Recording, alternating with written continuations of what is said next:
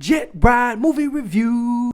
Okay, we gotta keep it real. Suge Knight is perhaps the most interesting figure in hip-hop history. I mean, this dude gave so many people nightmares. In his documentary, American Nightmare, it goes into it. Okay, so when people usually talk about Suge Knight, they usually say the bad things like he was a bully, he was a villain, he was evil, he was bad. But once you really break down Suge's story, he was really a guy that was trying to help his hood. He may have did it the wrong way, but that may have been the only way he knew. I mean, he couldn't be just a bully, because just in a matter of 5 years, he took a label from 0 to $200 million. What? But it was the way that he went about it that many people didn't approve. I mean, Suge wasn't going into no label on his hands and his knees begging for a deal for his artist. No. Suge was walking in them offices with the toughest gangsters around him saying, hey, give us what we want. Hey, I kind of got to respect that, bruh. I mean, just look at this man's roster. He had the big three: Dr. Dre, greatest producer of all time; a young Snoop Dogg, biggest debut of all time; and the greatest rapper of all time, Tupac. Then he had Corrupt, Daz, Nate Dogg, Lady of Rage.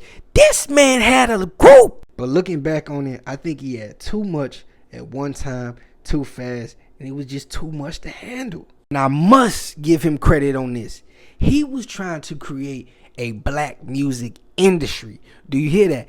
Industry. He wasn't just trying to create a black label. He was trying to create a black industry. He thought it was insane that I'm taking all this black music to black people and I have to go through a white label. He didn't understand that. And that was a powerful thought. But it was too many gangsters involved and too much gang politics.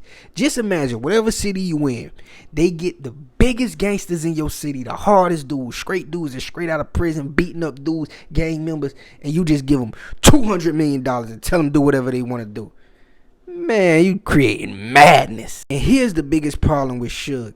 He fell more in love with the streets than the music industry. And I believe that was his biggest mistake. And after a while, it came all crumbling down. Dre left, Pac died, Snoop wanted out, everybody on the label wanted out, the label came crashing down. I mean, after a while, Suge was just left with his gangsters in the streets, and that's when things got real gangster for Suge. He ended up in and out of jail, getting shot at. I mean, Suge went from being the biggest boss to being in jail, man.